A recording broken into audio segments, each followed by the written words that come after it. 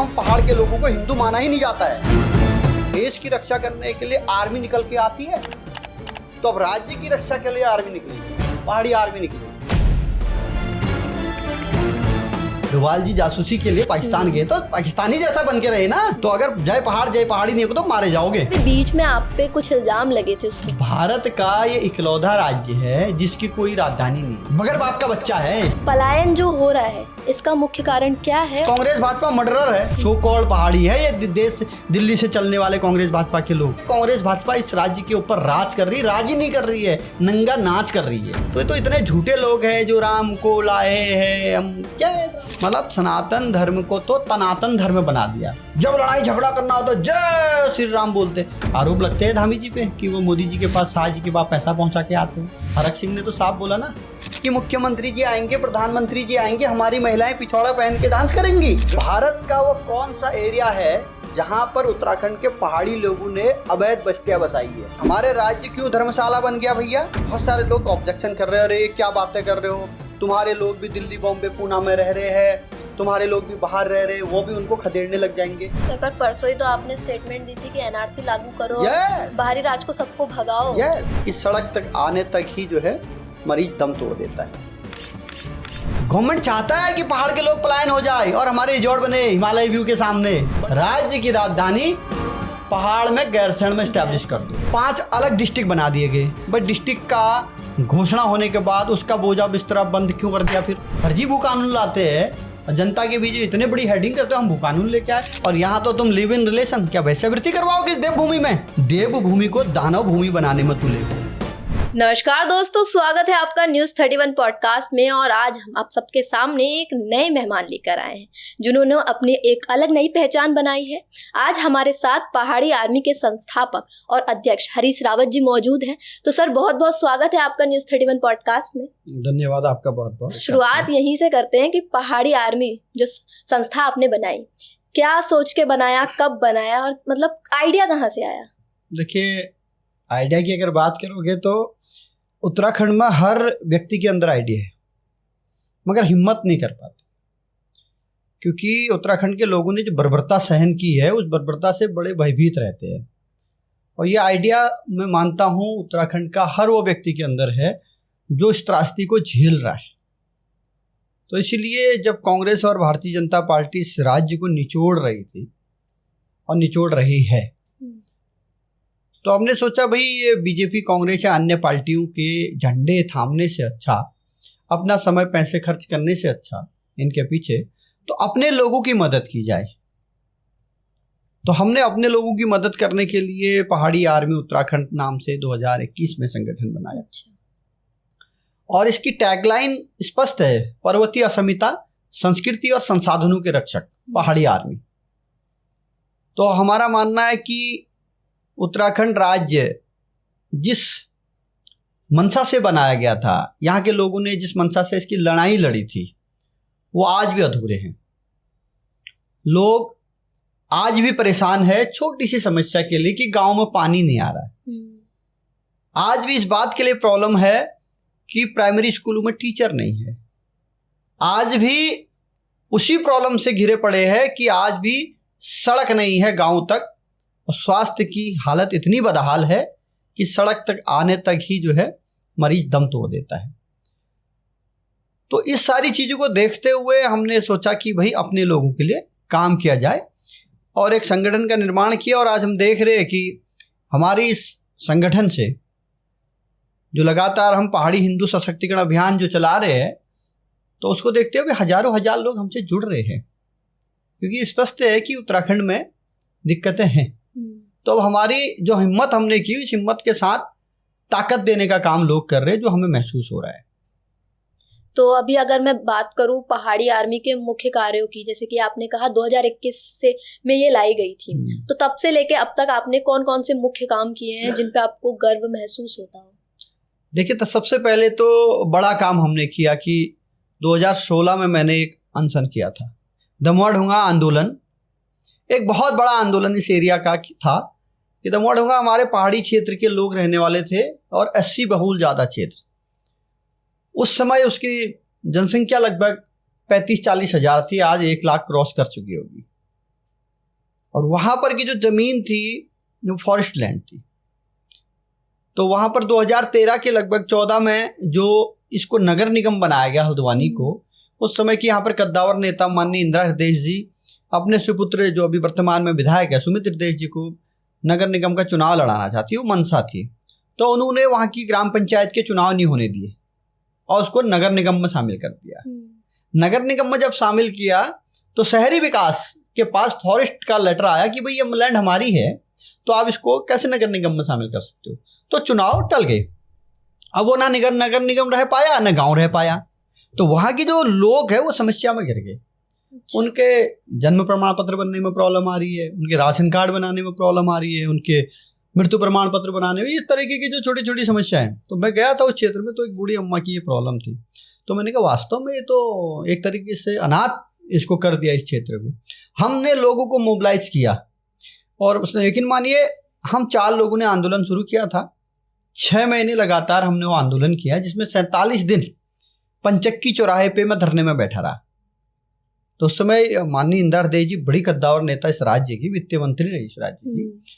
तो उन्होंने मतलब वो सारे जतन किए मेरे को उठाने के जो राजनीति में होते हैं, सारे मतलब घर से लेके, बाहर से लेके, बिजनेस से लेके, सब कुछ के। मगर हम अपनी उस अडिग मांग को लेके खड़े रहे। माननीय स्वर्गीय भाई पहाड़ पुत्र कहा जाता है एनडी तिवारी जी को। एनडी तिवारी जी यहाँ पर जन्म अपने मनाने के लिए आए थे, जन्म दिवस। उनके सुपुत्र शेखर भाई से हमारी अच्छी मुलाकात थी, हमारे मित्र ने करवाई थी। वो भी शायद इंटरेस्टेड थे इस क्षेत्र में चुनाव लड़ने। उन्होंने कहा यार कभी इस तरीके का मौका होगा कहीं स्टेज में मुझे इंट्रोडक्शन करने का, तो आप मुझे बताइएगा। तो मेरे दिमाग में क्लिक आया, इतना बड़ा आंदोलन और माननीय एनडी तिवारी जी यहाँ आए, क्यों ना इनको बुलाया जाए। तो सर्किट हाउस में हम उनसे मिलने गए। उन्होंने कहा हाँ मैं हूँ, किले नहीं हूँ, मेरे बसाई छू दमुड़ हूँ, पक्के को राजस्व ग्राम हम दर्जे दूँ। तो माननीय एनडी तिवारी जी को मैं इस आंदोलन में लाया। 10,000 लोग वहाँ पर खड़े थे उनके स्वागत में। और उस समय उनका जिस वो सत्ता पक्ष जिसका होता है ना, विपक्ष में जो भी आंदोलन चले उनका विरोधी होता है। बिल्कुल। तो उस समय भी इंदिरा जी के जो इर्द गिर्द जो भी उस पार्टी से जुड़े, कांग्रेस पार्टी के जुड़े लोग थे, उन्होंने एनडी तिवारी जी का बड़ा विरोध किया। और आज भी मेरे पास टाइम्स ऑफ इंडिया से लेकर अमर उजाला, दैनिक जागरण की खबरें मेरे पास रखी हुई है। वो एक एक नाम लिखा है उसमें किन लोगों ने एनडी तिवारी जी का वहाँ पर विरोध किया, पत्थरबाजी की, उनकी गाड़ियों में पट के उस पर रोड में सो गए पंचक्की चौराहे पे कि नहीं जाना है उस आंदोलन में। तो उसकी परिणति ये है कि इंदिरा जी उस आंदोलन से भयभीत हुई और उनने कैबिनेट की बैठक बुलाई और जियो नोटिफिकेशन जारी करवाया कि दमुआ ढोंगा को मालिकाना हक के लिए। वो प्रक्रिया लगातार चलती गई और आज दमुआ ढोंगा के लोगों का परिसीमन होने लग गया और तमाम हजारों हजार लोग, ये बताइए ना, एक 50,000 की स्कूटी और एक 5 करोड़ के घर पे भारी पड़ रही थी। 5 करोड़ का घर लगाया है, उसकी वैल्यू नहीं थी, मगर 50,000 की स्कूटी की वैल्यू थी, क्योंकि स्कूटी का रजिस्ट्रेशन था, उसकी रजिस्ट्री नहीं थी। तो मुझे अच्छा लगता है कि हमने वो लड़ाई लड़ी। हमने HP कंपनी कोविड के दौरान 280 एम्प्लॉय को रात में मेल करके यहाँ से शिफ्ट होगी बेंगलोर। अच्छा। और परमानेंट एम्प्लॉय थे वो, 60-70 हजार रुपये पर एम्प्लॉय को तनख्वाह मिलती थी, घर बैठा दिए। 180 दिन से ज़्यादा अनशन उन्होंने किया। उस अनशन का मैं प्रमुख भागीदारी रहा। मेरा वो 30 से 35 लाख रुपए प्रति एम्प्लॉय दिलवाया, कोर्ट से लेके तमाम कचहरी से लेके, बीच में कंपनी और उनके बीच में बात करके। आंदोलनकारी तो आप पहले से ही रहे हैं। तो वो बड़ा खुशी होती है, आज भी मिलते हैं सब लोग, बड़ा सम्मान करते हैं। तो आपने कशिश हत्याकांड आपने देखा, उस समय बड़ा आंदोलन किया। अंकिता भंडारी हत्याकांड में मैं और यूकेडी के 2-3 साथी और अन्य 2-3 साथी थे, अकेले हम बाजार बंद करा रहे थे यहाँ। मैं बहुत गुस्सा होता हूँ उस समय, जिस समय मेरे को वो दुकानदार आज भी नजर आते हैं। जब अंकिता भंडारी हत्याकांड में हम बाजार बंद करा रहे थे, बहुत सारे लोग कहते भाई हमारी शटर पे हाथ मत लगाना, हम तुम पे FIR कर देंगे। अच्छा। हमने कहा भाई क्या बात कर रहे हो, कल की तुम्हारी बेटी तुम्हारी बहन के साथ, बोला जब होगा तब होगा, हम दुकान बंद नहीं करने देंगे। तो हम तब भी लड़े थे। इस तरीके के कई ऐसे आंदोलन है, अनगिनत आंदोलन ये समझिए हमने इस राज्य के लिए, इस क्षेत्र के लिए किए। अभी कुछ दिन पहले आपने देखा होगा हल्द्वानी में ज्योतिर्मय हत्याकांड हो गया। यहाँ पर 2 बिहार के लोग, मूल के जो भाई थे, उन्होंने उसकी हत्या कर दी। उसमें भी आपने देखा होगा हम लड़े, 22 दिन तक अनशन में बैठे रहे। अनंत उनको नेपाल से पकड़ के जेल डाला गया। तो इस तरीके के लगातार कई आंदोलन, मूल निवास भू कानून का जो आंदोलन हमारे भाई लोग चला रहे, हल्द्वानी में हमारे द्वारा करवाई गई, बहुत बड़ी रैली थी वो। बागेश्वर में हमने उत्तरायणी के दिन अपने स्थायी निवास प्रमाण पत्रों की प्रतियां बहाई। हमने जंतर मंतर दिल्ली में हमने बड़ा आंदोलन किया। तो लगातार हम अपने अस्तित्व के लिए लड़ रहे हैं। और छोटी मोटी जो लड़ाई है, या पानी की हो, बिजली की हो, सड़क, तो ये पर डे के मुद्दे हैं, ये मतलब निरंतर चलने वाले मुद्दे हैं। जो बड़े इशू कर का बात करोगे तो ये लड़ाई हम लगातार लड़ रहे हैं। तो इसीलिए हमें लगा कि नहीं, सामूहिक रूप से लोगों को एकजुट करना चाहिए अपने भावनाओं की, क्योंकि हम इस बात को भी मानते कि सबसे पहले पीड़ा अपने बच्चों की होती है, अपनी माँ की होती है। ये पहाड़ हमारा माँ है, हमारी धरती, हमने जन्म लिया है। इस अपनी माँ को बचाने के लिए 100% मुझे यकीन है सारे बच्चे एकजुट हो जाएंगे। उन सारे इस पहाड़ के माँ के बच्चों को इकट्ठा करने के लिए, एकजुट करने के लिए हमें संगठन बनाए हुए। अच्छा, अभी संगठन में अभी करंट में कितने लोग हैं? अगर हम फिजिकली तो नियर अबाउट 70-80 हज़ार लोग हमसे जुड़े हुए हैं, जो हमारे सीधे तौर से संगठन से जुड़े हुए हैं। और सोशल मीडिया या अन्य तरीकों से लगभग 3.5-4 लाख लोग हमसे जुड़े हुए हैं, जो हमारी इस आइडियोलॉजी को फैलाने का काम कर रहे हैं। पहाड़ी हिंदू की हम बात कर रहे हैं। और बहुत सारे लोग कहते हैं भैया यार कैसी बातें कर रहे हो, पहाड़ी हिंदू क्या होता है, हिंदू हिंदू होता है। मैं कई लोगों को समझाने की कोशिश कर रहा हूं, भाई यदि नरेंद्र मोदी ये कहते हैं एक हो तो सेफ हो, तो वो सही हो जाते हैं। अगर मैं अपने परिवार से कह रहा हूं, अपने पहाड़ के लोगों से कह रहा हूं एक हो तो सेफ हो, तो मैं अलगाववादी कैसे हो गया? पर सर, इससे ये नहीं होता है कि कहीं ना कहीं हम एक दूसरे को बांट रहे हैं? भारत के लोगों को मिलजुल के रहना चाहिए। जैसे अगर मैं बात करूं, बड़ी पार्टियां धर्म के नाम पे बांट रही है, और कहीं ना कहीं उत्तराखंड में क्षेत्र वाइज बट रहे हैं। कैसी बातें करते हो? आपको पता है भारत में 36 राज्य, और 36 राज्य क्षेत्र के आधार पे, भौगोलिक स्थिति के आधार पे, संस्कृति के आधार पे, बोली भाषा के आधार पे अलग है। नहीं तो राज्य खत्म कर दो ना, देश का एक राष्ट्रपति घोषित करो, अखंड भारत कर दो, राज्य खत्म। यदि राज्य क्षेत्र के आधार पे अलग है, राज्य भाषा के आधार पे अलग है, राज्य संस्कृति, खान पान, बोली भाषा के आधार पे अलग है, तो हम क्षेत्रवाद क्यों नहीं करेंगे भैया? यदि हम नहीं करेंगे तो हमें पता ही नहीं होगा मेरा घर कहाँ है, मेरा पहनावा क्या है, मेरी बोली भाषा क्या है, मेरे मम्मी पापा का कल्चर क्या रहा, मेरे लोग देवता क्या है। ये तो तभी जिंदा रहेगी ना। गलत समझे, मेरा कहने का मतलब ये था, अपने कल्चर को बढ़ाना तो सही है, अपने कल्चर को कभी पीछे नहीं छोड़ना चाहिए। चाहे हम उत्तराखंड की बात करें या अन्य राज्य की बात करें, अपना कल्चर तो सबसे आगे होना चाहिए। लेकिन अभी अगर मैं बात करूं, दिल्ली में जैसे कांड हुआ, इस समय भारत के एक एक लोगों को मिलजुल के रहना चाहिए, क्योंकि कहीं ना कहीं बाहरी देश जो है इस बात का फायदा उठाती है कि भारत के लोग तो आपस में ही बटे हुए हैं। ये दुनिया का भाई, ये दुनिया का उसूल है। आपके परिवार में 4 भाई है, वो 4 भाई भी अलग अलग तो होते हैं ना, मगर जब संकट आता सब एक होते हैं ना। तो राष्ट्रवाद की अगर बात करते हो तो हमसे बड़े राष्ट्रवादी कोई है ही नहीं। हमारे हर परिवार से एक बंदे को हमने बॉर्डर के लिए छोड़ा है, कोई और राज्य के लोग ये बात नहीं कर सकते। हमारी कुमाऊं रेजिमेंट, गढ़वाल रेजिमेंट में बॉर्डर में सेवा हमारे भाई लोग कर रहे हैं।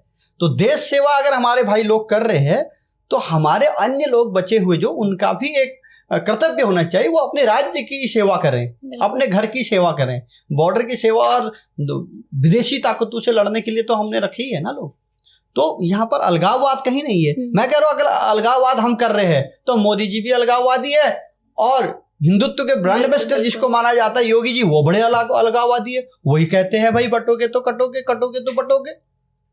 यस, अगर वो अलगाववादी नहीं हो सकते भाई, ये हमसे क्यों कहा जा रहा है तुम अलगाववादी?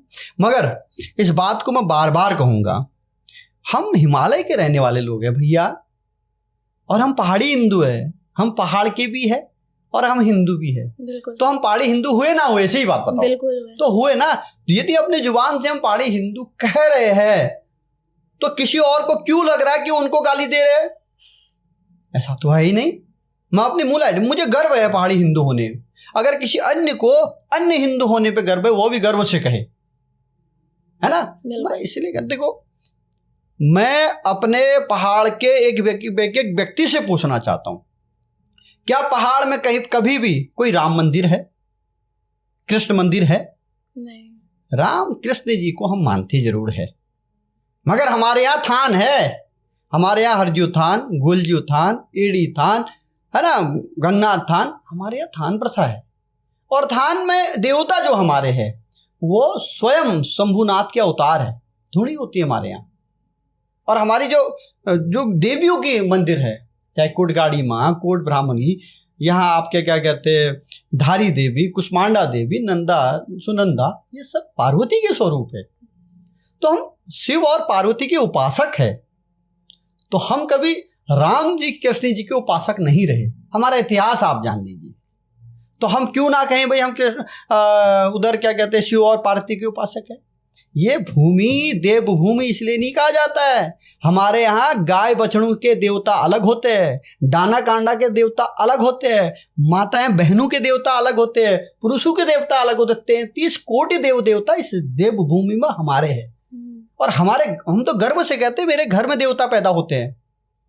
गुलजू महाराज कौन है? हमारे दादा परदादा। इतिहास खोजेंगे तो आप माता नंदा सुनंदा की आप यात्रा करते हैं, बिल्कुल। नैना सुनंदा की आप महोत्सव करते हैं, कौन है? हमारी बुआएं हैं।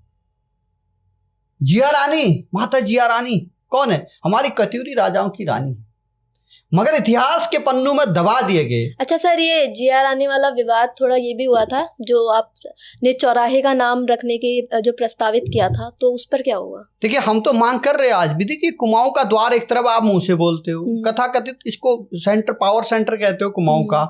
आप कुमाऊं की आर्थिक राजधानी इसको कहते हो। तो कुमाऊं का है क्या यहाँ पर? हमने कहा इधर कुसुमखेड़ा चौराहा, जो नया चौराहा डेवलप होने जा रहा है, इसको भाई गुलजू राजा के नाम से, जो है गुलजू महाराज के नाम से चौराहा बनाइए। उधर पहाड़ से नीचे को जब उतरता है, या पहाड़ को नीचे से पहाड़ को चढ़ता है, नरीमन चौराहा। क्या भाई नरीमन? कौन नरीमन? माता जिया रानी भैया। इतिहास के पन्नों में देखिए, भारत की पहली महिला जिसने जौहर किया था। पद्मावत मूवी तो दिखा रहे हैं आप दिखा रहे हैं उसमें ग्वालियर की महारानी को, मगर हमारी महारानी को कब दिखाओगे? तो राज्य के लोगों, चौराहे का नाम, ज्यादातर चौराहे का नाम अभी बदला है। देखिए, मैं बताऊं ना, मैं कई बार बोल रहा हूं कि देखो, हमारे राज्य की, हमारा अस्तित्व मिटाने की प्लानिंग दिल्ली से चलती है। अच्छा। छोटा राज्य है, इसको मान लिया जाता है हिंदू बहुल है, और दिल्ली से जो पॉलिसी होती है यहाँ ठोक दी जाती है। देखो, इस रोड का नाम क्या रख दिया? गोलवोलकर चौराहा। कौन सा? पंचक्की। भाई को राज्य के लिए गोलवोलकर कौन है? मगर हमने डिमांड की नरीमन चौराहे को माता जिया रानी के नाम पे रखिए। भाई हमारी कुल देवी है। गुलजू चौराहा रखिए कुसुमखेड़ा। बोला मेयर साहब ने कहा हमारे मेयर, हमारे पहाड़ी मेयर। उन्होंने कहा भैया देहरादून से होगा। मगर वही मेयर जिन्होंने कटघरिया चौराहा का नाम उसी रात को बदला, जिन्होंने उससे पहले वाले मेयर ने मुखानी चौराहे का नाम बदला रातों रात। मगर जब हम अपने देवी देवताओं, अपनी परंपराओं की बात करते हैं तो इनको साम सूंघ जाता है। उस समय ये और चीजों में तो पहाड़ी है, बोर्ड के लिए भाई हम पहाड़ी है। आगे ढोल नगाड़े कहीं पर आए, पिछोड़ा पहनने के लिए हम पहाड़ी हो गए। नचनिया बना दियो क्या हमको? तुम क्या मजाक कर रहे हो भैया? हमारा अस्तित्व तो है, गर्व से कहते हैं हम, छाती चौड़ी होके कहते हैं हम पहाड़ी हिंदू है। तो आज हमको इस यूज में लाया जा रहा है कि मुख्यमंत्री जी आएंगे, प्रधानमंत्री जी आएंगे, हमारी महिलाएं पिछौड़ा पहन के डांस करेंगी। इतने के लिए रह गए हम। हमारे परंपरागत वाद्य यंत्र, फक्र होता है हम अपने जो है फोक डांस पे, मगर कहाँ छोड़ दिया गया? हमारे बच्चे क्या सीख रहे? कुचिपुड़ी, भरतनाट्यम, यही सीख रहे हैं ना। मगर क्या कोई हमारा छोलिया सीख रहा है? छोलिया डांस क्या है भैया? वीर और शौर्य का प्रतीक। देखो तलवार, ढाल, तलवार, कोई और डांस में है क्या? हमारे डांस में। मगर ये राजनीतिक नीचता कहेंगे कि हम अपनी परंपरा और अपने अस्तित्व को छोड़ रहे हैं, खत्म कर रहे हैं, और जो बाहर के राज्य की चीजें हैं उसको थोपा जा रहा है और उसको ऑटोमेटिक अडॉप्ट किया जाता है। जब थोपा जाता है कैसे? इस राज्य में आपने देखा होगा गणेश विसर्जन करने की प्रथा शुरू कर दी, किसी ने ऑब्जेक्शन नहीं किया, कई सालों से चल रहा है। जब इस बार हमने मंथन किया, यार ये तो गलत हो रहा, हम तो खोली का गणेशा रे मोरी का देव गणेशा कहते, गणेश जी यानी खोली के, यानी हमारे प्रहरी है, वो पहरेदार है। क्यों? क्योंकि माता पार्वती, स्वयं शंभुनाथ शिव जी, कार्तिकेय गणेश जी का ये घर है। वो हमारी रक्षा करते हैं और हम अपने रक्षक को नदी नालों में बहा के विसर्जित कर देंगे? मैंने कहा हरगिज नहीं होगा ये। हमने सिटी मजिस्ट्रेट के माध्यम से मुख्यमंत्री को ज्ञापन दिया। मैंने कहा भैया इस राज्य में ये प्रथा हटाइए, नहीं तो हम आंदोलन के लिए तैयार हैं। तो लोगों ने ऑब्जेक्शन किया, उन्होंने कहा पागल हो गए, हिंदू को लड़ा रहे हैं, हिंदू हम तो करते रहते हैं। तो बहुत सारे लोग बावले हुए, अभद्र गालियां भी हमको दी। एक पंडित जी ने हमारे इतिहास पे मतलब हमारी औकात तक आ गए थे वो। अच्छा। एक तुमको मौनी की क्या औकात है, हम तो 1824 से यहाँ आए हैं। अरे यार तुम्हें नहीं पता भैया हमारा क्या वीर और शौर्य का प्रतीक इतिहास रहा है। हम वो लोग हैं, माता जिया रानी वही है जिनने तुर्कों को घुसने नहीं दिया, रानी बाग से ऊपर को चढ़ने नहीं दिया। मैं कह तो रहा हूं भारत के इतिहास में पहली जौहर करने वाली महिला माता जिया रानी। क्या ऐतिहासिक घटनाओं में कहीं पढ़ाया जाता है? मगर हम उत्तराखंड, मानसखंड, केदारखंड के लोगों को क्यों पीछे किया जा रहा है? आजाद हिंद फौज सुभाष चंद्र के सबसे सिपह सलाहकार थे पहाड़ के दानू। इस देश के प्रहरी के रूप में सबसे पहले कुमाऊं रेजिमेंट और गढ़वाल रेजिमेंट फ्रंट में, मगर हमको ही दबाया जा रहा है, हमें ही खत्म किया जा रहा है। तो इसीलिए हम लोग अब अपने लोगों की रक्षा के लिए पहाड़ी आर्मी के रूप में, अब ये देखा बहुत सारी महिलाएं जुड़ी। मैं महिलाओं से कुछ क्यूरियोसिटी होने कि जुड़ क्यों रहे हो आप इस संगठन से, ऐसे पूछा।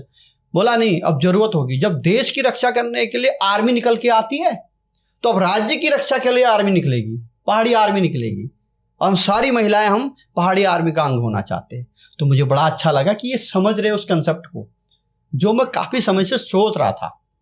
तो ये हमारी जीत है एक तरीके। तो सर जब पहाड़ी आर्मी जो है बनाई गई उस समय मेन लोग कौन थे? जैसे आप तो अध्यक्ष हो गए, और कौन कौन थे? हमारे और भी साथी थे। अभी वो कुछ दिल्ली में है, कुछ देहरादून में है, कुछ अन्य लोग हैं। तो उस समय का और काफ़ी लोग छिटक गए, क्योंकि एक्चुअल में राजनीतिक महत्वाकांक्षा इंसान को छिटक देती, क्योंकि राजनीतिक पार्टी तो है नहीं।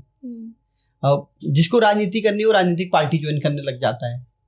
तो फिर वो सामाजिक संगठन में रहना नहीं चाहता है, बधा नहीं रहना चाहता है, तो वो राजनीतिक पार्टी बनाने की सोचता है या राजनीतिक पार्टी में चला जाता है। अच्छा। तो ये बड़ी दिक्कतें होती है। तो अब इस बार हमने कहा इस राज्य के लिए एक स्थायी आइडियोलॉजी की बात करते हैं, क्योंकि कांग्रेस और भाजपा की अपनी स्थायी आइडियोलॉजी है जिस कारण वो देश में राज कर रही, कहीं हार रही कहीं जीत रही है ना। 1885 से कांग्रेस हमने डेवलप की और आज तक वो विचारधारा चल रही है। 1925 में जो है आरएसएस आई जनसंघ, वो आज भी वो चल रही है, स्थायी उनकी विचारधारा है। और राज्यों में क्षेत्रीय विचारधाराएं हैं, कई राज्यों में अपनी पार्टी स्टैब्लिश्ड है, चाहे बिहार की या जेडीयू की या दूसरी पार्टी के बुरे हाल, मगर उनकी अपनी विचारधारा है। मगर उत्तराखंड की दुर्दशा इस बात के लिए है, राज्य के आंदोलन लड़ने वाली पार्टी यूकेडी का कर्ज हम कभी नहीं चुका पाएंगे, क्योंकि 43 शहादतें हुई है, नौकरियां छोड़ी है लोगों ने, बाल बच्चे भूखे मरे हैं लोगों के। उनने राज्य को अलग करने के लिए अपना वर्चस्व, अपना सर्वस्व सब निछावर कर दिया। मगर दिक्कत क्या है, इस राज्य में एक स्थायी आइडियोलॉजी नहीं दे पाए, जिसका रोना आज हम राज्यवासी रो रहे हैं और आज भी सुधरने का नाम नहीं ले रहे। तो हमारा प्रयास है भाई व्यक्ति से ना जुड़े, मैं कोई नहीं हूं, हरीश रावत कुछ नहीं है, कोई नहीं है। हो सकता है मेरे जिंदगी के 4 दिन बचे हो सकता है 1 पल बचा हो सकता है मैं 120 साल जी लूं। मेरे से जुड़ के कुछ नहीं मिलेगा। आप आइडियोलॉजी से जुड़िए, पहाड़ी हिंदू सशक्तिकरण से जुड़िए, तो वो आइडियोलॉजी अमर रहेगी। और लोग आइडियोलॉजी से जुड़े और अपने समाज को इकट्ठा करने के लिए समाज के साथ खड़े रहें। तो मैं ये चाह रहा हूं और ये हो रहा है, और मैं कुछ नहीं हूं। जो है वो थीम है, जो है वो विचार है। और यदि इस राज्य में 100% पहाड़ी हिंदू है तो हमें डर किस बात का? देखिए बहुत सारे लोग ऑब्जेक्शन कर रहे हैं, अरे क्या बातें कर रहे हो, तुम्हारे लोग भी दिल्ली, बॉम्बे, पूना में रह रहे हैं, तुम्हारे लोग भी बाहर रह रहे हैं, वो भी उनको खदेड़ने लग जाएंगे। अरे भैया गलत फहमी में है, हम किसी को खदेड़ने की बात नहीं कर रहे। भारत का संविधान हर जगह हर किसी को रहने का, खाने का, नौकरी करने का अधिकार देता है। सर पर परसों ही तो आपने स्टेटमेंट दी थी कि एनआरसी लागू करो, Yes! बाहरी राज को सबको भगाओ। यस, एनआरसी लागू करने से सर क्या वो होगा? खदेड़ना ही तो मतलब हुआ नहीं फिर। नहीं, अब मैं बताऊं एनआरसी लागू करने का मतलब क्या हुआ। हमारे राज्य के जो मूल लोग हैं उनकी एक आइडेंटिटी होगी, जो बाहर के लोग यहाँ के मूल के नहीं होंगे उनको दूसरी जगह जाना होगा जहां उनका अस्तित्व होगा, है कि नहीं। नौकरी की बात कर, नौकरी तो कोई कहीं भी कर सकता है ना। मगर मैं आपसे भी पूछना चाहता हूँ, या तमाम जो इस पॉडकास्ट के माध्यम से हमें सुनेंगे, जब आप इसको डालोगे कमेंट्स के माध्यम भी लोग डालें, भारत का वो कौन सा एरिया है जहां पर उत्तराखंड के पहाड़ी लोगों ने अवैध बस्तियां बसाई है, अवैध अतिक्रमण किया है, वो हमें भेजिए, हम समझाएं अपने लोगों को तुम गलत हो। मैं तो आज फक्र से कहता हूं भारत के कोने कोने में ढूंढ लीजिए, पहाड़ का कोई व्यक्ति ने अवैध अतिक्रमण नहीं किया होगा। मगर हमारे राज्य क्यों धर्मशाला बन गया भैया? दरवाजा खोल दिए गए, हर कोई यहाँ आ रहा है, अवैध अतिक्रमण कर रहे हैं। सर वो भी तो किसी ना किसी से जमीन ही खरीद रहा है, और यहीं पहाड़ के लोगों से ही खरीद रहे हैं। ये तो कॉन्स्टिट्यूशन है ना जी, कॉन्स्टिट्यूशन है ना जी। कॉन्स्टिट्यूशन में जो लॉ होगा उसके ऊपर हम नहीं है ना। बिल्कुल, वो रहे खाए नौकरी कर, मैंने कहा ना हमारे लोग देश नहीं विदेशों में भी नौकरी कर रहे हैं। मैं तो स्वागत करना चाहता, अतिथि देवो भव हमारे उत्तराखंड देवभूमि का स्लोगन है। हम अतिथियों का स्वागत करना जानते हैं, स्वागत करते आइए हमारे घर, खाइए, रहिए, नौकरी करिए, बिजनेस करिए। मगर मेरे घर में आके मेरे को आंख दिखाओगे, मेरे घर में आके मेरी माँ बहनों से अत्याचार करोगे। सर क्राइम को तो क्राइम की नजरिए से देखना चाहिए, तो मैं भी मानती हूं। नहीं बिल्कुल ठीक है। बाहर का व्यक्ति आके हमारी भोली भाली लड़कियों पे नजर डालेगा, हम नहीं छोड़ेंगे, आंखें निकाल देंगे। बाहर का व्यक्ति यहां आके हमारी जमीनों को हत्याएगा, हम खदेड़ देंगे उसको।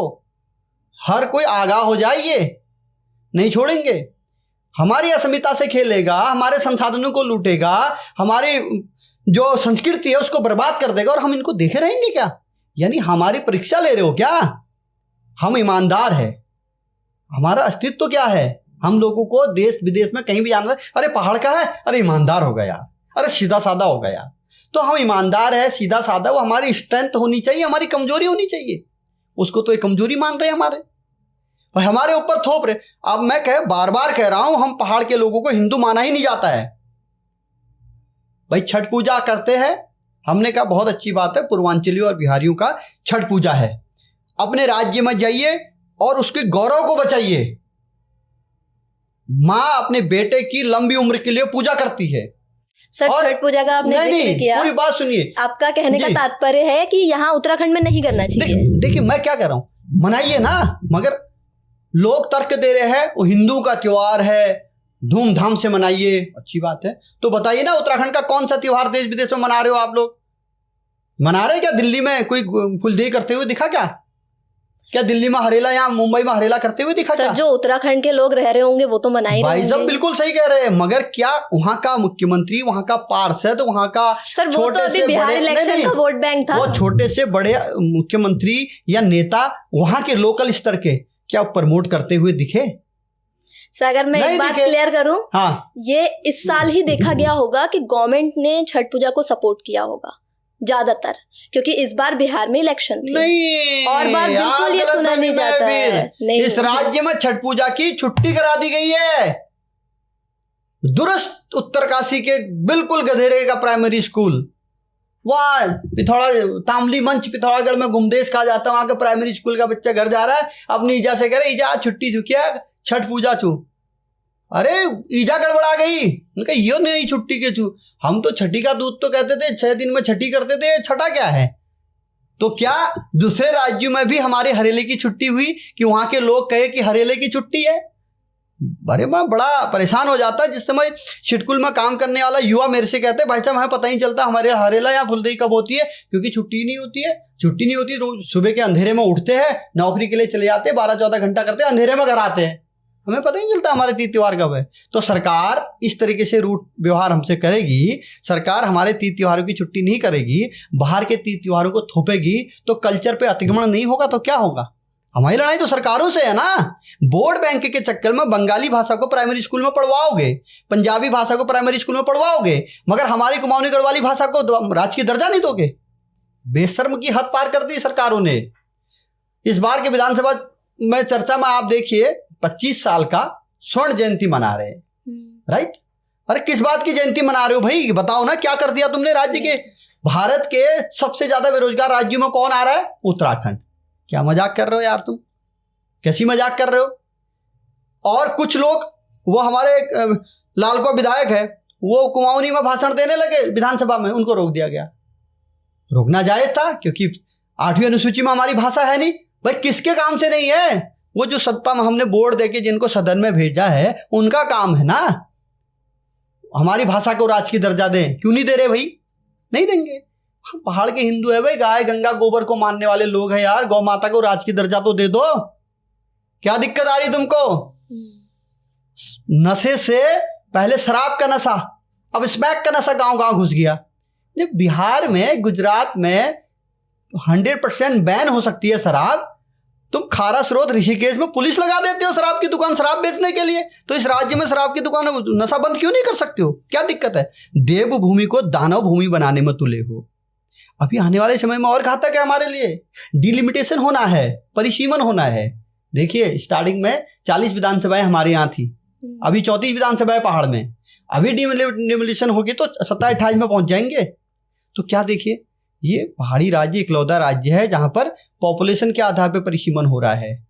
और ये लोग हमसे क्या कह रहे? वो एक विधायक जी का वो बयान सुन रहा था, वो कह रहे भाई जय पहाड़ नहीं बोलेंगे हम। अरे यार थोड़ा दिमाग लगाओ, जैसा देश वैसा भेष। सुना नहीं क्या उनके मम्मी पापा ने नहीं बताया क्या? जब तुम्हें पाकिस्तान भेज दिया जाएगा ना जासूसी करने के लिए, डोभाल जी की जासूसी सुनी होगी आपने, डोभाल जी जासूसी के लिए पाकिस्तान गए तो पाकिस्तानी जैसा बन के रहे ना। अगर वो इंडियन जैसा बन के वहीं मार दिए जाते। तो अगर जय पहाड़ी नहीं हो तो मारे जाओगे। जैसा देश वैसा भेष करना पड़ेगा। एक शहजाद जी है विधायक बसपा के, वो कहते हैं कि भाई सारे पहाड़ के विधायक प्लेन में क्यों आ गए? अरे हमारा घर है यार, ये उत्तराखंड हमारा घर है। हम आंगन में सोए या कमरे के अंदर सोए, तुम्हें क्या लेना देना? इतिहास पढ़ो। रुद्रपुर कौन है भाई?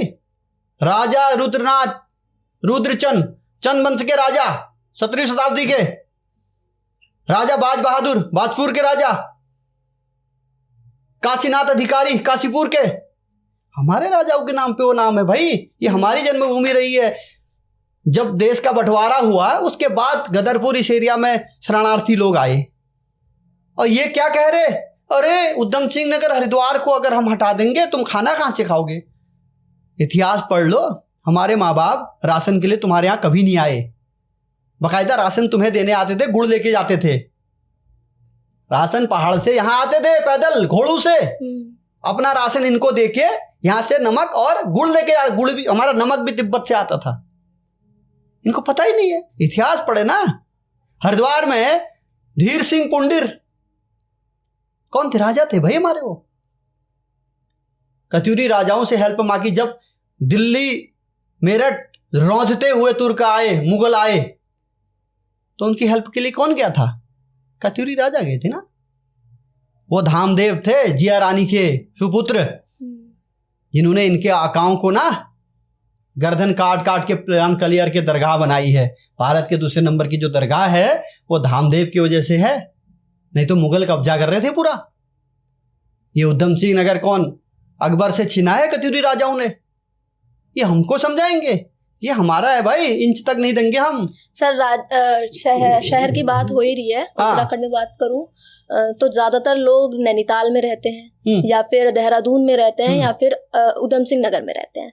तो पलायन जो हो रहा है इसका मुख्य कारण क्या है और ये कैसे सॉर्ट आउट हो सकता है? देखिए पलायन तो सिर्फ सरकारों की अनदेखी से है। किसने कहा ऋषिकेश में एम्स बनाओ? किसने कहा एम्स का सैटेलाइट सेंटर किच्छा में बनाओ? पहाड़ में बनाओ ना। कैसे किस लिए हो रहा है भाई प्लान? ये तो बता दो। प्लान हो क्यों रहा है? प्लान शिक्षा के लिए हो रहा है, स्वास्थ्य के लिए हो रहा है, यही है, जॉब्स के लिए हो रहा है।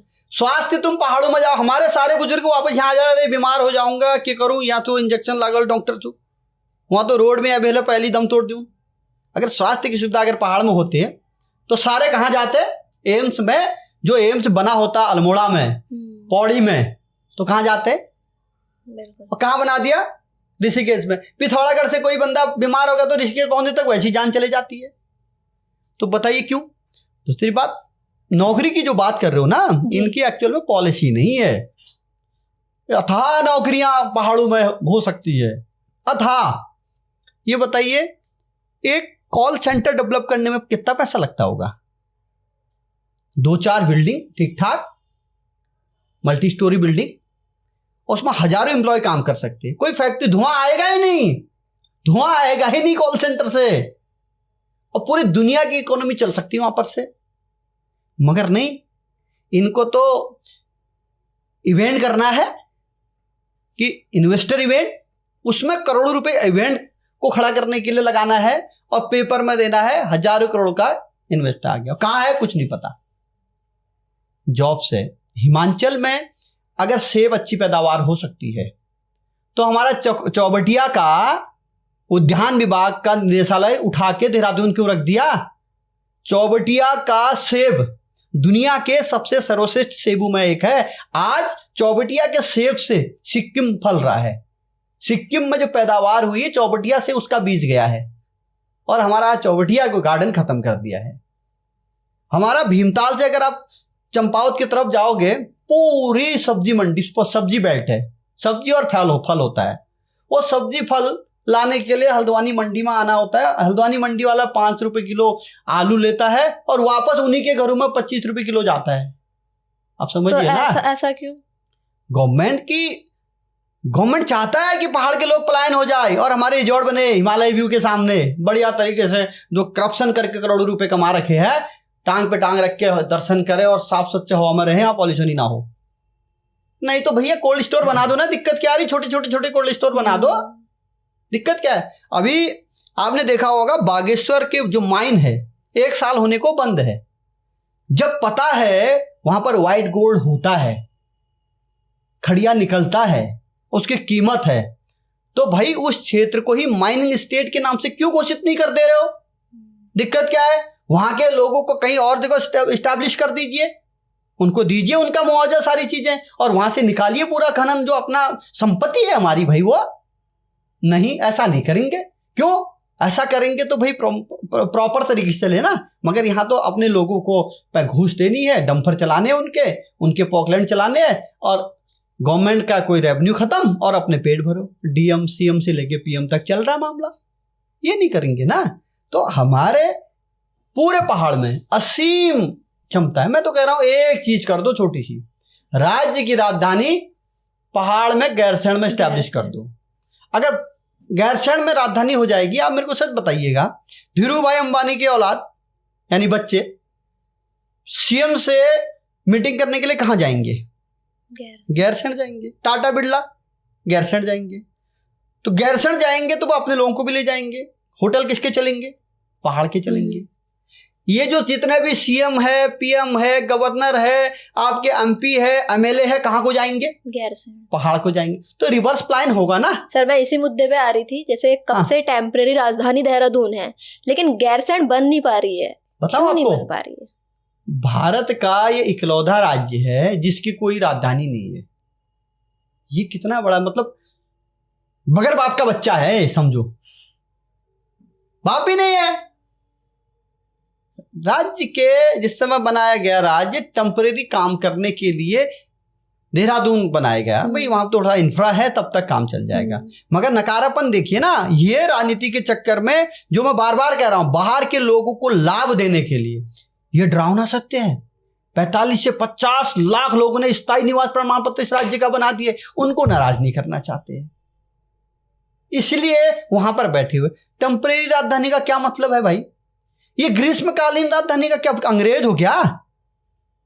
विलासिता का जीवन भोगना चाहते हो क्या? जनता की सेवा करने के लिए चुना जाता तुमको। वो गैरसैंण में घाम तापने के लिए नहीं जाओगे। मोदी जी करे घाम तापो योजना, और ये घाम तापो योजना के तहत ही वो टेम्परेरी राजधानी, वहां ग्रीष्मकालीन राजधानी बना रहे हैं। देखिए, इस राज्य का तब तक भला नहीं होगा जब राज्य की राजधानी, बहुत सारे जो लेमैन जिसको कहते हो ना, वो कहते हैं यार राजधानी में तो हमारा काम ही नहीं पड़ता है, हमें राजधानी से क्या मतलब, 8, 10, 25 हजार करोड़ रुपए वहां बर्बाद करने से, जहां चल रहा चला। नहीं, लोगों को जानकारियां कम है, लोगों को समझ में नहीं आता क्या है। देखिए, तो निशंक के गवर्नमेंट में हमारे 5 अलग डिस्ट्रिक्ट बना दिए गए, बट डिस्ट्रिक्ट का घोषणा होने के बाद उसका बोझा बिस्तरा बंद क्यों कर दिया फिर? बताइए ना। पावर डिसेंट्रलाइजेशन अगर होगी तो लोगों को रोजगार भी मिलेगा और लोगों को काम भी होगा। बिल्कुल। छोटे छोटे अगर छोटे छोटे जिले होते तो डीएम बैठता ना, तो डीएम बैठता तो काम होता ना। तो ऐसा नहीं कर रहे, यहाँ तो अलग तरीके की पॉलिसी चल रहे।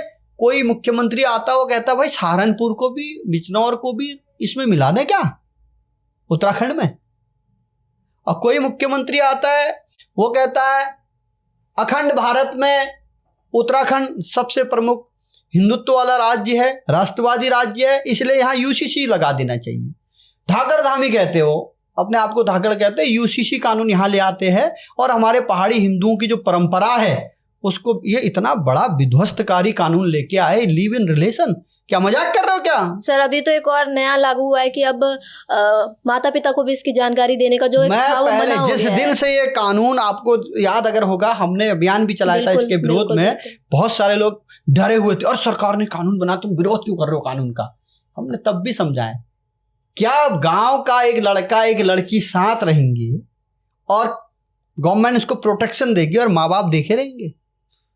भाई साहब, हमारे यहाँ तो अगर अपने मन की भी कर शादी होती तब भी घर से बाहर भगा देते हैं बच्चों को। और यहाँ तो तुम लिव इन रिलेशन, क्या वैश्यावृत्ति करवाओगे देवभूमि में? क्या समझ रहे हो? मतलब एक तरफ देवभूमि कहते हो, एक तरफ जो है लिव इन रिलेशन। 18 साल की लड़की, 18 साल का लड़का साथ रहे, और वैसे 21 साल के लड़के को शादी की उम्र बना रखे है। क्या बेवकूफ बना रहे हो भैया तुम हमें?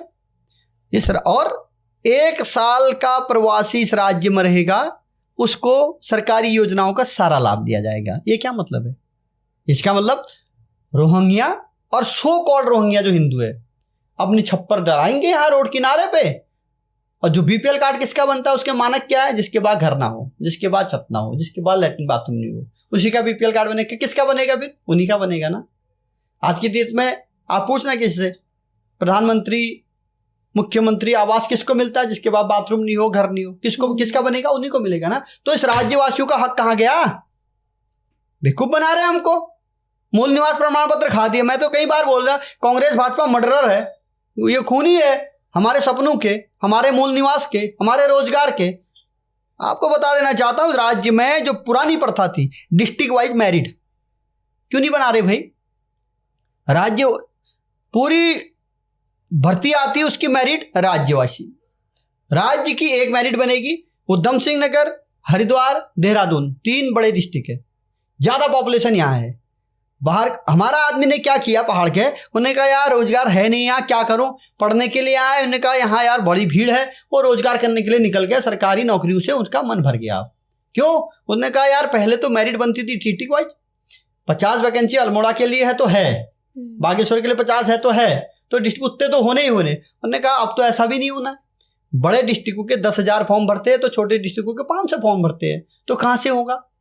तो सबसे पहले तो गवर्नमेंट को यदि चाहते हैं तो हमारा उत्थान हो, ये पहाड़ी लोग हैं मुख्यमंत्री, तो सो कॉल्ड पहाड़ी है ये देश, दिल्ली से चलने वाले कांग्रेस भाजपा के लोग ये बर्बाद कर देना चाहते हैं इस राज्य को। कांग्रेस बीजेपी की बात कर रहे हैं आप, शायद पहले तो आप भी बात सुनिए, मेरिट डिस्ट्रिक्ट वाइज होना चाहिए, बिल्कुल सही बात है। मैं पहले तो आपने कांग्रेस ही नहीं, मैं पहले आम आदमी पार्टी का फाउंडर मेंबर रहा हूँ। आम आदमी पार्टी का फाउंडर मेंबर होने के बाद 2017 में मैं कांग्रेस में प्रदेश कांग्रेस कमेटी का यूथ का प्रदेश प्रवक्ता रहा। मैंने देखा यार ये तो गड़बड़ करे, हमारे राज्य की तो कोई बात ही नहीं कर रहा है। तब मैंने ये सारी चीजों को छोड़ा। मैंने कहा नहीं, अगर समय खर्च करना है, पैसा खर्च करना है, अपने लोगों के लिए करो। तो हम अपने लोगों की मदद करने के लिए संगठन चला रहे हैं, है ना। और ये लोग दोनों पार्टियां डेमोग्राफी चेंज करें। देखो भारतीय जनता पार्टी के नेता बड़े बड़े खबरों पे छाती चढ़े गए थे, डेमोग्राफी चेंज करने वालों को हम छोड़ेंगे नहीं, मुस्लिम डेमोग्राफी चेंज कर रहे हैं। भाई तुम क्या कर रहे हो? तुम क्या कर रहे हो बताइए ना। तुम भी तो तमाम लोगों को बसा रहे हो इस राज्य में। ये कांग्रेस भाजपा नहीं है, ये भांग्रेस है, भाजपा प्लस कांग्रेस। यह है भांग्रेस। जो आज कांग्रेस में होता कल भाजपा में चला जाता, जो भाजपा में कांग्रेस में ले आता। सरकार किसकी आज? आपको लग रहा है बीजेपी की सरकार है? लग रहा है आपको? अधिक जो मंत्री है वो कांग्रेस के हैं, तो ये भांगरेस है कि नहीं? जो पार्टी बदल लेते हैं, कभी कांग्रेस में रहते हैं, कभी बीजेपी में रहते हैं, मतलब जब जिस पार्टी में रहते हैं अपोजिशन के बारे में गलत बोलते हैं, इनके बारे में क्या कहना चाहेंगे? नहीं, उनका चरित्र चाल चरित्र ही वही है, उनका बोलना ही झूठ है। वो देख, वो कहते हैं ना, जिसका खाना उसका गुण गाना, ये लोग वो है, ये जिसकी तरफ जाते हैं उसके गुण गाते हैं। और जनता में अब रुझान रहा ही नहीं कि अच्छे आदमी को वोट करें, जीते, तो क्योंकि ये पैसों का कॉकस चुनाव के दौरान ऐसा दिखाते हैं और सोशल मीडिया और मीडिया के माध्यम से ऐसा दिखाते हैं। मैं अभी डिस्कस कर तो रहा था, धर्मेंद्र को मरा हुआ दिखा दिया और मीडिया में, और सबने मान लिया सोशल मीडिया में वही चल रहा है, पड़। अब धर्मेंद्र टीवी में देख रहा, देखो यार। तो मीडिया के माध्यम से जनता के सामने ऐसा कॉकस दिखा दिया जाता है कि जनता को लगता है इससे अच्छा तो कोई है नहीं यार। तो ये कारण है, इसलिए क्यों। और दूसरा बड़ा कारण इस राज्य का रोना ये है, इस राज्य की अपनी स्थायी आइडियोलॉजी का ना होना।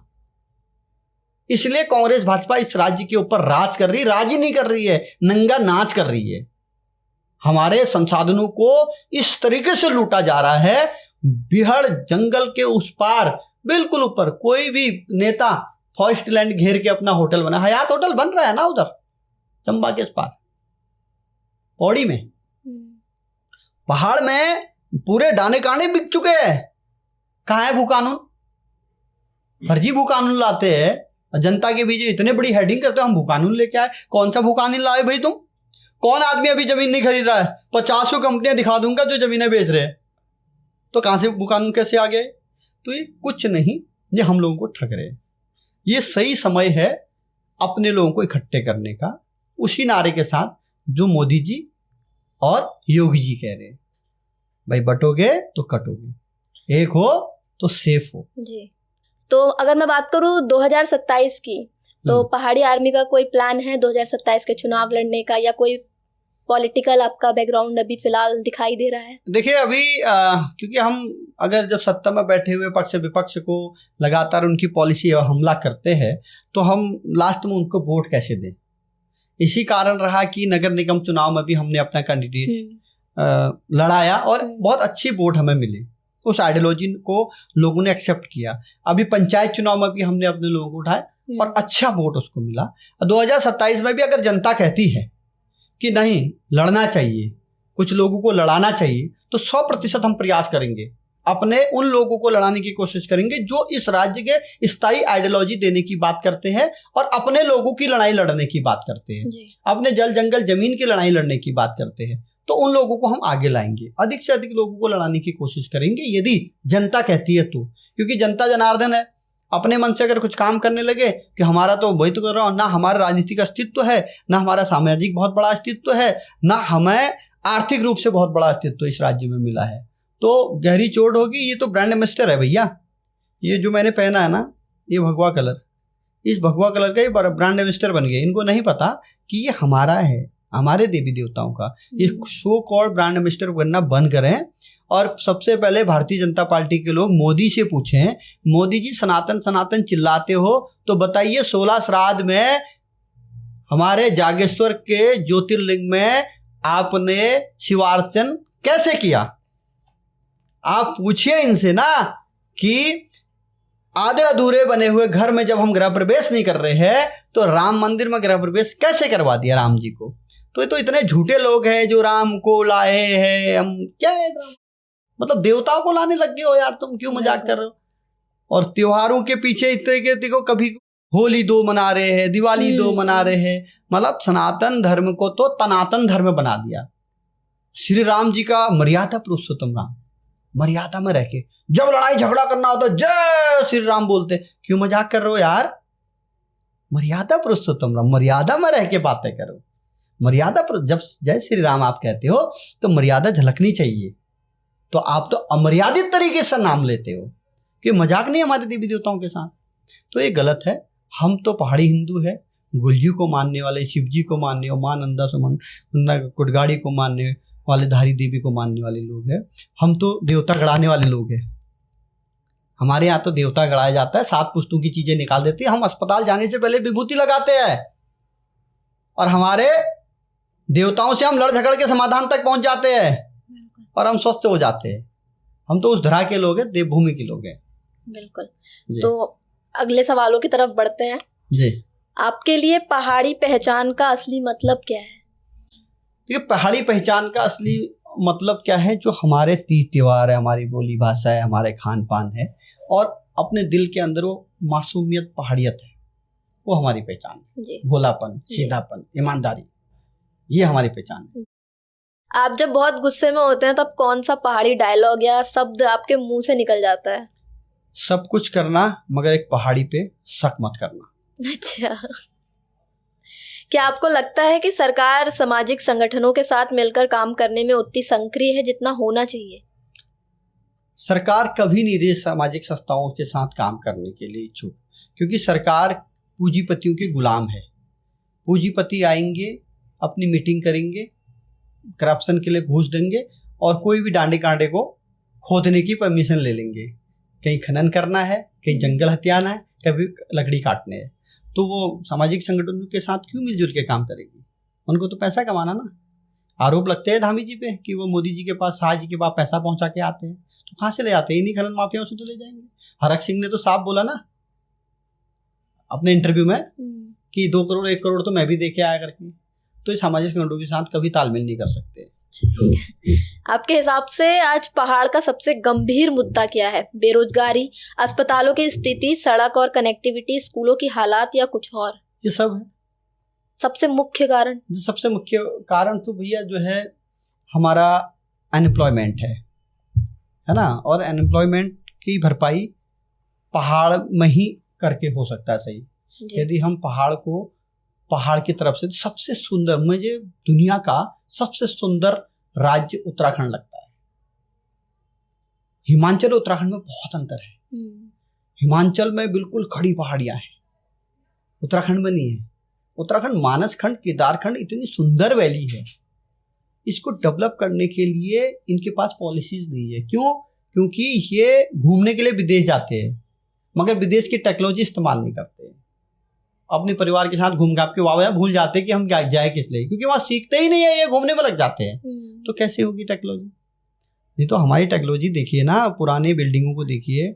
जसली बोरान कहते हैं, हमारी एक रानी हुआ करती थी जो धर्मशाला बनाए थे, आज भी धर्मशाला जीवित है। तो यानी सैकड़ों वर्ष पहले की धर्मशाला आज भी जीवित है, और इनके पिछले साल के बनाए हुए पुल टूट जा रही है। तो ये गड़बड़ है इनकी। रैपिड फायर राउंड एक आपके लिए, पहाड़ या मैदान? पहाड़। सुबह की चाय या शाम की चाय? कोई चाय नहीं। चाय नहीं पीते आप? चाय पी लेते हैं, क्योंकि पहाड़ का तो चाय से अलग ही लगाव है ना। चाय हमारा एक समझिए बातचीत करने का बहाना भी है, बैठने का भी बहाना है। अच्छा। सुबह की चाय कहो या शाम की चाय। ओके। फेवरेट पहाड़ी खाना? मडुआ की रोटी। अब तो विंटर वैसे भी आ ही रहे हैं। एक शब्द में उत्तराखंड? उत्तराखंड देवभूमि है, इससे बड़ा शब्द क्या हो सकता है? बिल्कुल। नए दोस्त या पुराने यार? नए पुराने दोनों। सबसे प्यारा पहाड़ी शब्द? काचू घर। अगर मतलब बताएं इसका तो? घर कहाँ है। अच्छा। आपका हिडन टैलेंट? मैं किसी भी चीज को अचानक एकदम समझ जाता हूँ। ओके। तो किसी भी मुद्दे को सीधे पकड़ लेता हूँ। कैचिंग पावर बहुत अच्छी है। ये समझ लीजिए, चेहरा कभी नहीं बोलता। ओके। आपका पावर मूवमेंट, माइक या मैदान? मैदान। एक चीज जो पहाड़ों में सबको पता है पर मानता कोई भी नहीं? ये बड़ा सवाल आपने किया। सबको पता है हमारे अस्तित्व को खतरा है, मगर मानने को तैयार ही नहीं। आपकी एक आदत जो आपको खुद हंसा देती हो? मैं खुद खुश रहता हूँ। कोई ऐसी आदत नहीं है जो कोई फनी वैसी हो? नहीं, मैं खुद खुश रहता हूँ। मुझे कोई टेंशन ही नहीं जीवन में। अच्छा। इसलिए आपने देखा होगा, मैं कभी प्रोटेस्ट करता हूँ तो बहुत गुस्से में भी मैं खुश रहता देखा होगा। अगर आपने हमें देखा होगा तो गुस्से में हमें लाल दिखा ही नहीं होगा जी। कभी तो गुस्सा आता ही नहीं है या दिखाते नहीं है? देखो, हम पहाड़ के लोगों को कभी गुस्सा आता ही नहीं है, क्योंकि हम ना पहाड़ के जैसे धैर्यवान हैं। और जब गुस्सा फूटेगा त्रासदी आएगी, फिर जो अभिलाष आता है ना, पहाड़ टूटते हैं, आपदा आती है, तो वो आपदा आएगी यदि हमारा गुस्सा फूटेगा। इसलिए हम धैर्यवान हैं, गुस्सा नहीं आता है हमें। पहाड़ी आर्मी का सबसे लोकप्रिय नारा? जय पहाड़ी, जय पहाड़, जय कुमाऊं, जय गढ़वाल। उत्तराखंड का फेवरेट स्पॉट जहां आपको जाना बहुत ही अच्छा लगता हो, सबसे ज्यादा फेवरेट? पहाड़। कोई एक पर्टिकुलर फेवरेट जगह? अपने गांव। ओके, वैसे कहाँ के रहने वाले हो? बागेश्वर। ओके, बागेश्वर तो ऐसी बागनाथ की नगरी है। बागनाथ की नगरी है, कत्यूरी राजाओं की राजधानी रही है ना। और उसके अलावा 1921 में जो है कूली बेगार प्रथा का अंत वहां से हुआ। काफी पौराणिक और ऐतिहासिक नगर है बागेश्वर। बिल्कुल। सबसे बड़ी समस्या पलायन या बेरोजगारी? दोनों है। वह बेरोजगारी खत्म हो जाए, पलायन होते अपने आप ही खत्म हो जाए, तो बेरोजगारी बड़ा इशू है। और आजकल जैसे युवा बेरोजगार सड़कों पर दिख रहे हैं, कहीं ये प्रोटेस्ट हो रहा है, कहीं कुछ हो रहा है, लेकिन समस्याओं का समाधान नहीं निकल पा रहा है। समस्याओं का समाधान तब तक नहीं निकलेगा जब समाधान करने वाले सत्ता पे नहीं पहुंचेंगे, क्योंकि सत्ता में जब तक दिल्ली वाली पार्टियां रहेंगे ये दिल्ली की ही बात करेंगे। इनको धर्म के नाम पे, जाति के नाम पे लड़ाना है लोगों को, और लोगों को उसी में खुशी मिलती है। अगर इनको कोई कह दे हवाई चप्पल को हवाई जहाज में घुमाएंगे, ये जय जय मोदी कहने लग जाएंगे। अगर इनको कहेगा कोई 2 किलो राशन दे देंगे तो ये खुश हो जाएंगे, भाई लड़ाई राशन की है। इस राशन की लड़ाई ने हमारे पहाड़ बंजर कर दिए, पता आपको? 2 किलो राशन के चक्कर में, मनरेगा के काम के चक्कर में पहाड़ बेरोजगार हो गया और पहाड़ के खेत खलिहान बंजर हो गए। ये डरावना है, बहुत बड़ा डरावना है। इसी को हम बैकअप करना चाहते हैं। पहाड़ी आर्मी का मतलब यही है, अपने खान पान, अपने रीति रिवाज, अपने लोक त्योहार, अपनी जो अस्तित्व है, हमारी जो संसाधन है, उसको, उसके वैभव को लौटाना और सब लोगों को अपनेपन करके जोड़ना। हम कहते हैं पहाड़ी आर्मी से जुड़ो, अपनी जड़ों से जुड़ो जी, ये हम लोगों से कहते हैं जी। जैसे आपने एक, मेरे को चीज याद आई, डम्मा डुंगा आंदोलन की जो बात की आपने, जो पहले के लोग हैं या हमसे जो बुजुर्ग हैं, हमारे माता पिता हैं या जो भी हैं वहाँ डम्मा डुंगा के निवासी जो भी हैं, वो सब वो याद करते हैं आंदोलन को, भली भांति पता है। लेकिन अभी बीच में आप पे कुछ इल्जाम लगे थे उसको लेकर, तो वो क्या थे और क्यों थे? गरीब लोगों की लड़ाई लड़ रहे थे, वो कुछ नहीं था। कुछ लोग जो है चलते फिरते छोटे भाई है, उनके दिमाग में कुछ आता है बोल जाते हैं, हम उसका बुरा भी नहीं मानते, क्योंकि उनको हमने उंगली पकड़ के चलना सिखाया है और हर उनका मूवमेंट हमने कभी भी खड़ा किया है, हर जगह उनको मदद की है। तो वो बड़ा इशू नहीं है हमारे लिए, क्योंकि जब समाज में जाते हैं तो बहुत सारे लोग बहुत कुछ बातें करते हैं और बहुत लोग बहुत अच्छी बातें भी क्योंकि करते हैं। पहले से आप लोग सभी साथ में दिखाई दिए हैं। अभी भी जब प्रोटेस्ट हुआ था तो सब साथ में, अभी भी साथ रहेंगे। शुरू से प्रोटेस्ट साथ में हुआ था, लेकिन लास्ट में जो मतभेद हुआ, मतभेद तो देखो सत्ता को लेकर, हमारी लड़ाई सत्ता के खिलाफ थी, हम सत्ता के साथ बैठ नहीं सकते, सीधी सी बात है ना।